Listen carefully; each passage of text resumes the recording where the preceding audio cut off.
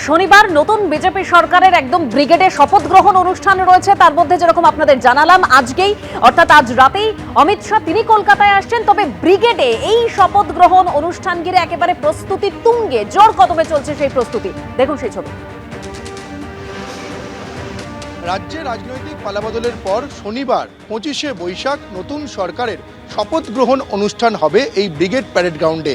তার আগে এই ব্রিগেড প্যারেড গ্রাউন্ডে প্রস্তুতি একেবারে তুঙ্গে।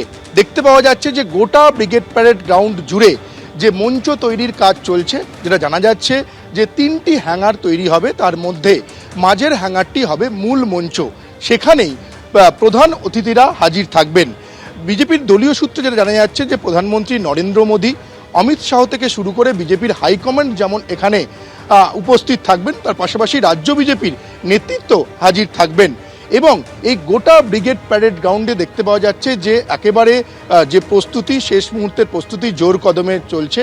মাঝে আর একটা দিন সময়, তারপরই শনিবার সকাল 10টায় এই ব্রিগেড প্যারেড গ্রাউন্ডে অনুষ্ঠান শুরু হবে। তার আগে কলকাতা পুলিশ কমিশনার অজয় নন্দ এই যে ব্রিগেড প্যারেড গ্রাউন্ড পরিদর্শন করে যান। তার পাশাপাশি বিজেপির তরফে দলীয় নেতৃত্ব তারাও এখানে আসেন, পুরো বিষয়টা সরে জমিনে একেবারে খতিয়ে দেখে যান।